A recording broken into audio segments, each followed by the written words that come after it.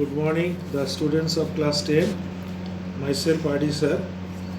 Today we have to discuss important chapter जो chapter number 11 है वो environmental science के ऊपर है. EVS का नाम से हम लोग जो जूनियर क्लास में पढ़ते हैं उसका ही इसका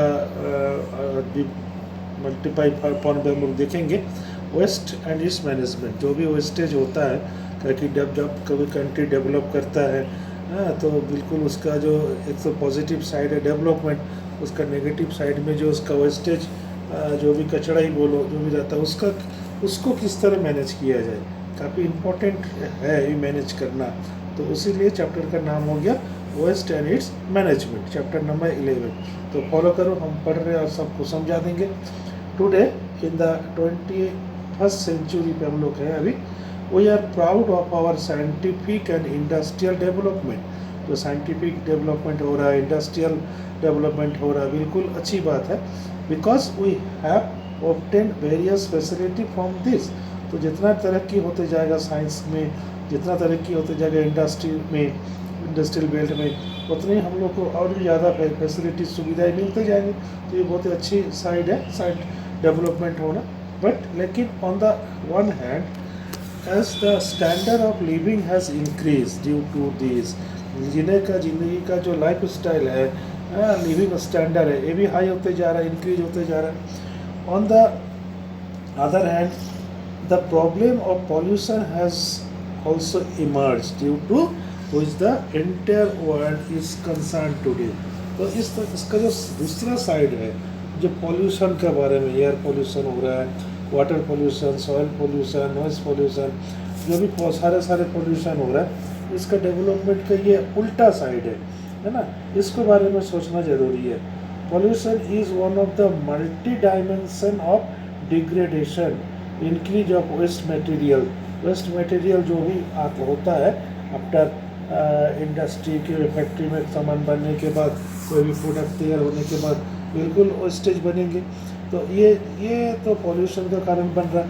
इसलिए बोल रहा है मल्टी डायमेंशन ऑफ डिग्रेडेशन, मतलब डिग्रेडेशन मतलब कमी होते जाना, कम होते जा रहा है.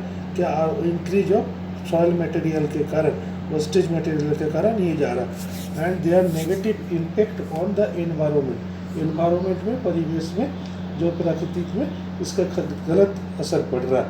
एंड ह्यूमन हेल्थ में भी इसका गलत असर पड़ रहा है. Due to industrialisation, urbanisation, urban मतलब गांव शहर में कन्वर्ट हो रहा है. एंड रैपिड पॉपुलेशन, बढ़ते हुए आबादी, growth. The quantity of waste materials is on a continuous race, बढ़ते जा रहा है, दिन प्रतिदिन बढ़ते जा रहा है.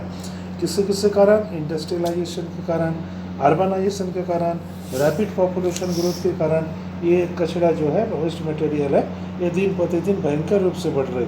And the quality level of is declining due to lack of proper arrangement or to this disposal. इस डिस्पोजल को किस तरह उसको यूज़ कर लिया जाए, किस तरह उसको बैलेंस किया जाए, इसका कोई कभी क्वालिटी मेंटेन नहीं हो रहा है, जिसके कारण पोल्यूशन बढ़ रहा है. Therefore it is important to perform an appropriate analysis होना चाहिए, मूल्यांकन होना चाहिए इस ढंग से, and resolution of this problem. इस प्रॉब्लम का कुछ सॉल्यूशन हल निकालना जरूरी है.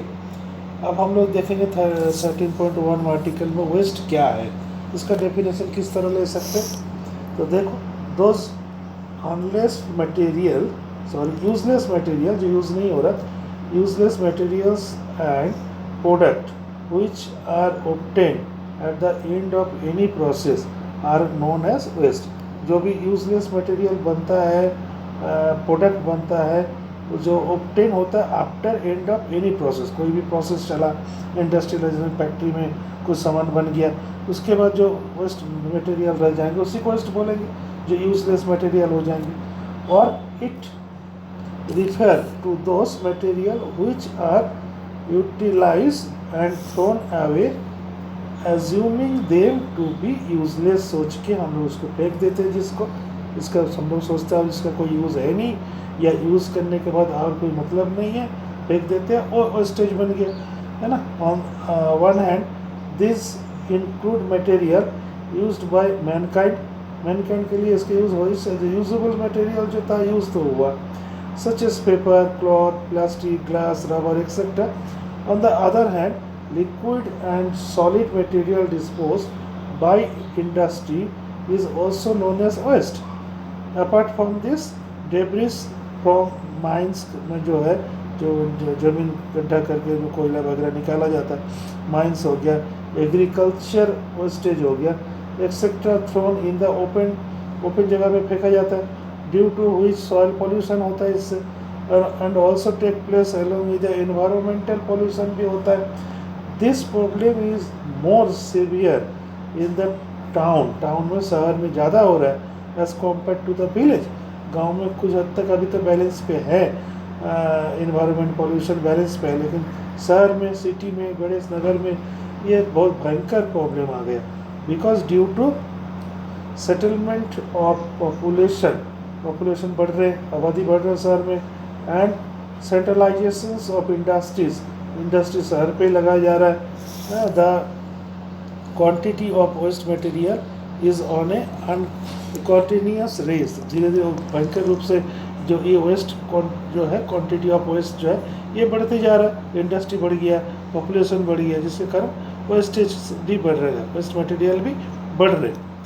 इन a developed country such as United State of America, USA जिसको बोल रहे हैं, the quantity of urban waste amount to 4.3 crore ton. ये दिमाग पे रखना है, परसेंटेज नंबर दिया गया 4.3 करोड़ टन जो क्वांटिटी ऑफ अर्बन वेस्टेज है यूएसए में.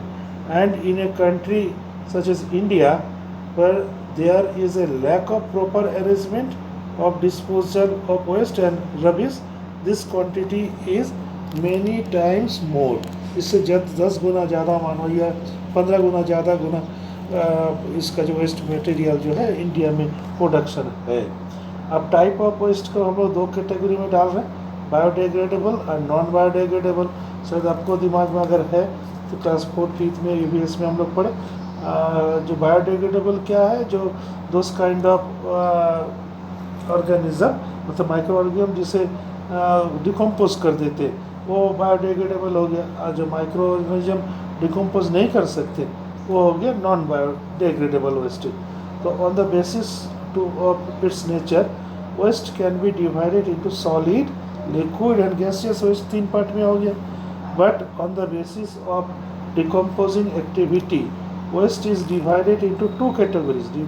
तो ये डिकम्पोजिंग के हिसाब से 2 कैटेगरी में डिवाइड किया गया वेस्ट मटेरियल को. एक है बायोडिग्रेडेबल वेस्ट, दूसरा है नॉन बायोडिग्रेडेबल वेस्ट.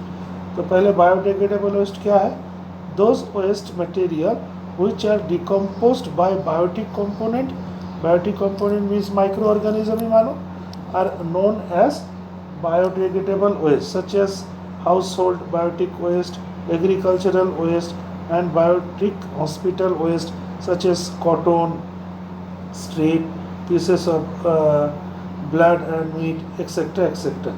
तो फिर नॉन बायोडिग्रेडेबल क्या हो गया, those waste material which cannot be decompose by biotic component are known as non biodegradable waste.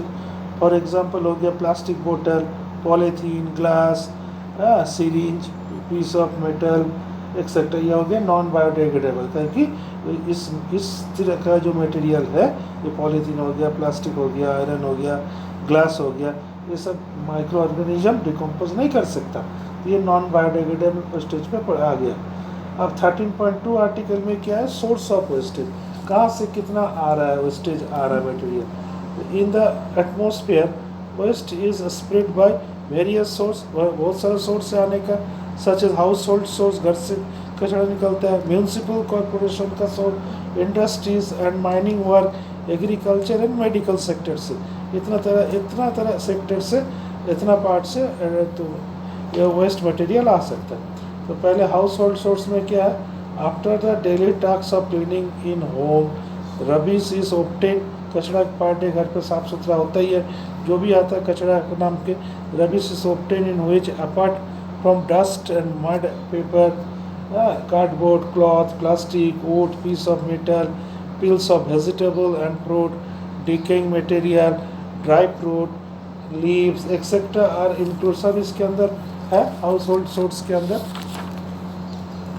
तो हम लोग एक चार्ट फ्लो चार्ट देखते हैं जिसमें इंडस्ट्रियल वेस्टेज में क्या क्या दे रहा है। तो इंडस्ट्रियल टाइप ऑफ इंडस्ट्री, फिर वेस्ट, फिर इसका इंडिकेटर जो भी है इसका हम लोग पढ़ते हैं। पहले है जो क्या है, एक नंबर है मेडिसिन मैन्युफैक्चरिंग इंडस्ट्री। इसका वेस्टेज में क्या आएगा, माइक्रो ऑर्गेनिज्म, कार्बोनिक केमिकल। इसका इंडिकेटर में है देखो suspended and dissolve carbon substance. Second आ गया कॉटन टेक्सटाइल में, इसमें किया है फाइबर एंड वेस्टेड क्लॉथ। इसका इंडिकेटर है अल्कलाइन सस्पेंडेड सब्सटेंस। थर्ड है केमिकल इंडस्ट्री में क्या है, रॉ मटेरियल रहता है, सब्सिडरी एंड फाइनल प्रोडक्ट में भी ये रहता है। पॉइजन, इसका जो इंडिकेटर है पॉइजनियस है, एसिडिक एल्कलाइन है। फिर और भी इसका साथ है जो इनक्लूडेबल, जो depending on the nature of industry. Next है पेट्रोलियम इंडस्ट्री, ये भी इम्प्योर जो केमिकल है उसका वेस्टेज आता है, इससे ऑयली एंड एसिडिक फॉर्म होता है। फर्टिलाइज़र इंडस्ट्री में क्या होता है, solid wastage in the form of residue. इसमें इंडिकेटर क्या है, कैल्शियम एंड कैल्शियम सल्फेट के रूप में आगे इंडिकेटर है। फिर थर्मल पावर प्लांट में क्या है, फ्लाई ऐश, जो फ्लाई ऐश जो राख बन के आता है, ये क्या है, सिलिकेट आयरन ऑक्साइड है ना, अनबर्न्ड कार्बन। और लास्ट क्या है, रबर प्रोडक्ट में रबर आता है जो वेस्टेज के रूप में। इंडिकेटर क्या है, अल्ट्रा क्लोराइड हो गया, रबर डस्ट हो गया। तो ये था जो टेबल 13.1 का इंडस्ट्रियल वेस्टेज। तो हम लोग हाउस होल्ड वेस्टेज के बारे में सीख गए, इंडस्ट्रियल वेस्ट के बारे में सीख गए, और दो कैटेगरी जो था टाइप ऑफ वेस्ट का, दो कैटेगरी था, बायोडिग्रेडेबल वेस्ट और नॉन बायोडिग्रेडेबल वेस्ट के बारे में सीख गए। वेस्ट का डेफिनेशन वेस्ट का सीख गए। तो इस तरह धीरे धीरे हम लोग और नेक्स्ट क्लास में और भी कुछ सीखेंगे। Thank you.